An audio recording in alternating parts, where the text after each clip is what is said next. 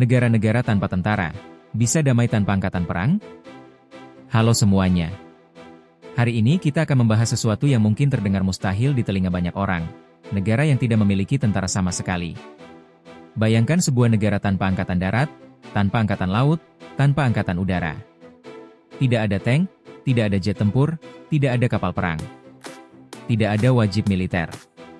Tidak ada parade militer tahunan yang penuh barisan pasukan berseragam.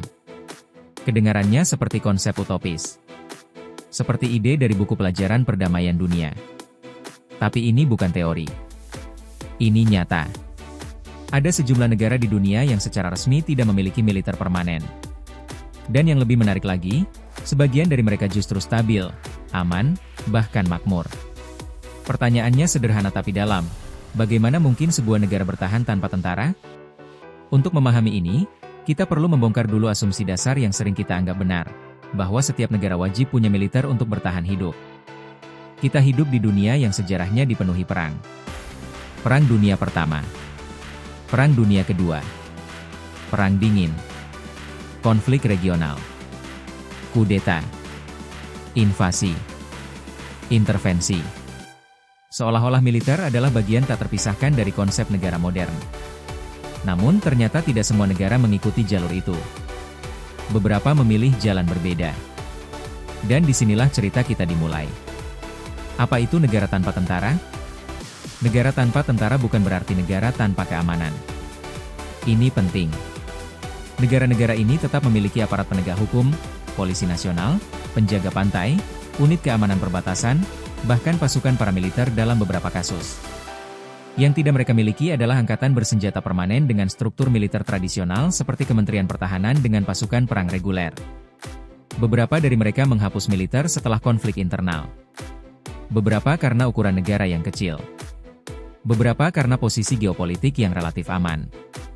Dan beberapa karena keputusan ideologis, memilih netralitas dan diplomasi sebagai senjata utama. Sekarang mari kita bahas satu persatu. Costa Rica, negara yang menghapus tentara dan tidak menyesal. Kalau ada contoh paling terkenal dari negara tanpa tentara, itu adalah Costa Rica. Costa Rica terletak di Amerika Tengah, di antara Nicaragua dan Panama. Wilayahnya tidak terlalu besar, tapi stabilitas politiknya jauh lebih baik dibanding banyak negara di kawasan tersebut. Pada tahun 1948, setelah Perang Saudara Singkat, Costa Rica membuat keputusan radikal. Mereka menghapus militer secara permanen. Bukan mengurangi. Bukan merestrukturisasi. Tapi benar-benar menghapus. Keputusan ini kemudian dimasukkan ke dalam konstitusi pada tahun 1949. Artinya, secara hukum, negara ini tidak boleh memiliki tentara tetap. Langkah ini tentu saja dianggap gila oleh sebagian orang saat itu. Bayangkan, Amerika Tengah pada abad ke-20 bukan wilayah yang terkenal stabil. Kudeta dan konflik bersenjata bukan hal aneh. Tapi Costa Rica mengambil arah berbeda. Anggaran militer yang biasanya besar dialihkan ke pendidikan, kesehatan, dan pembangunan sosial. Hasilnya, Costa Rica memiliki salah satu tingkat literasi tertinggi di kawasan. Sistem kesehatan yang relatif baik. Stabilitas demokrasi yang konsisten. Dan reputasi sebagai negara yang damai. Apakah mereka benar-benar tanpa perlindungan? Tidak juga. Costa Rica memiliki pasukan keamanan publik yang berfungsi sebagai polisi nasional.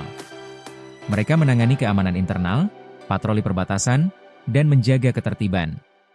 Jika terjadi ancaman eksternal besar, Costa Rica mengandalkan hukum internasional dan hubungan diplomatiknya, termasuk kedekatan dengan Amerika Serikat. Pendekatannya sederhana, lebih baik mencegah konflik lewat diplomasi daripada menyiapkan perang. Iceland adalah kasus yang unik. Negara ini anggota NATO. Aliansi militer paling terkenal di dunia. Tapi tidak ada angkatan darat. Tidak ada angkatan udara tempur. Tidak ada angkatan laut perang dalam pengertian tradisional. Yang mereka miliki adalah penjaga pantai yang cukup kuat dan sistem pertahanan udara yang bekerja sama dengan NATO. Selama Perang Dingin, Amerika Serikat pernah menempatkan pasukan di Iceland sebagai bagian dari strategi menghadapi Uni Soviet. Artinya, Iceland tidak sepenuhnya sendirian. Mereka mengandalkan sistem aliansi.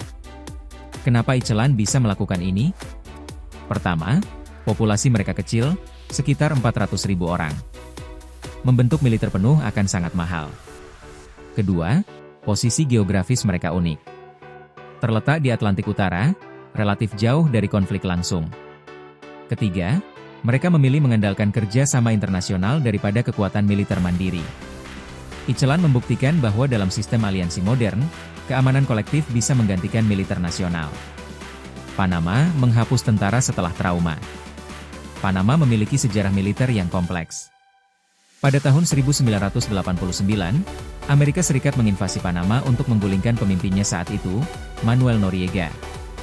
Setelah peristiwa itu, Panama melakukan refleksi besar. Pada tahun 1990, mereka secara resmi membubarkan militer. Sejak itu, keamanan negara ditangani oleh Kepolisian Nasional dan unit keamanan perbatasan serta aeronaval. Panama memilih untuk fokus pada ekonomi, khususnya pengelolaan terusan Panama yang sangat strategis bagi perdagangan global. Keputusan ini bukan hanya soal ideologi damai. Ini juga soal stabilitas politik. Militer sebelumnya dianggap terlalu kuat dan berpotensi menjadi alat kekuasaan politik.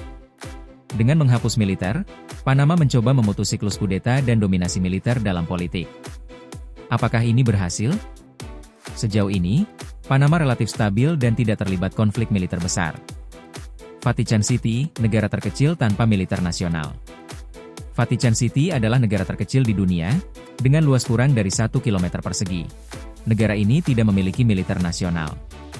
Yang ada adalah Swiss Guard, pasukan kecil yang bertugas melindungi paus. Swiss Guard lebih bersifat seremonial dan protektif, bukan militer dalam arti strategis. Untuk pertahanan eksternal, Vatikan mengandalkan Italia. Ini contoh ekstrim bahwa ukuran negara sangat memengaruhi kebutuhan militernya. Sulit membayangkan Vatican City membeli kapal selam. Liechtenstein tidak punya tentara sejak abad ke-19. Liechtenstein adalah negara kecil di Eropa yang terletak antara Swiss dan Austria. Mereka membubarkan tentara pada tahun 1868 karena dianggap terlalu mahal dan tidak diperlukan. Sejak itu, mereka tidak pernah terlibat perang besar. Keamanan ditangani oleh polisi nasional, dan jika terjadi ancaman eksternal, mereka memiliki kerja sama dengan Swiss. Liechtenstein menunjukkan bahwa negara kecil dengan posisi geografis relatif aman bisa bertahan tanpa militer. Mauritius, Samoa, Andorra, Dominica, Tuvalu dan negara kecil lainnya. Banyak negara pulau kecil di Karibia dan Pasifik juga tidak memiliki militer tetap. Alasannya cukup praktis. Populasi kecil. Ancaman militer rendah. Biaya militer sangat mahal. Beberapa memiliki perjanjian pertahanan dengan negara besar seperti Inggris, Selandia Baru, atau Prancis. Sebagian mengandalkan sistem keamanan regional. Dalam konteks mereka, memiliki militer besar justru bisa membebani ekonomi. Bagaimana mereka menjaga keamanan? Pertanyaan yang selalu muncul adalah ini, bagaimana jika terjadi perang? Jawabannya tidak sederhana, tapi ada beberapa pola umum. Pertama, aliansi internasional. Negara-negara seperti Iceland dan beberapa negara Pasifik memiliki perjanjian pertahanan dengan negara lain. Kedua, fokus pada diplomasi. Negara tanpa militer cenderung sangat aktif dalam hubungan internasional dan hukum internasional. Mereka berusaha menjaga reputasi sebagai negara netral dan damai. Beberapa negara tanpa tentara tetap memiliki unit keamanan yang cukup terlatih untuk menghadapi ancaman internal serius. Keempat, posisi geopolitik yang relatif aman. Banyak dari negara ini tidak berbatasan langsung dengan negara yang bermusuhan. Apakah tanpa tentara lebih baik? Ini pertanyaan yang kompleks. Bagi negara besar dengan wilayah luas, populasi ratusan juta, dan posisi geopolitik strategis, militer mungkin dianggap penting. Tapi bagi negara kecil dengan ancaman rendah, biaya militer bisa sangat tidak efisien. Militer modern sangat mahal.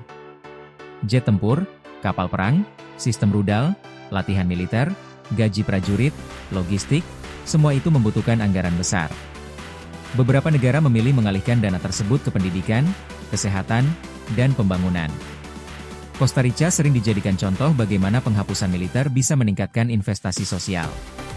Namun perlu diingat, keputusan ini sangat kontekstual. Tidak semua negara bisa meniru model tersebut. Negara tanpa tentara bukan negara tanpa kekuatan. Menariknya, banyak negara tanpa tentara memiliki kekuatan dalam bentuk lain. Kekuatan diplomasi. Kekuatan ekonomi. Kekuatan reputasi internasional. Kekuatan soft power. Misalnya, Costa Rica dikenal sebagai pelopor lingkungan dan konservasi alam.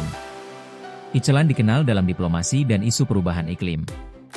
Vatikan memiliki pengaruh moral dan spiritual global. Kekuatan tidak selalu berbentuk senjata. Kadang berbentuk legitimasi dan jaringan internasional. Realita dunia modern. Di era globalisasi, konsep keamanan berubah. Ancaman tidak hanya datang dalam bentuk invasi militer, tetapi juga siber, ekonomi, dan informasi.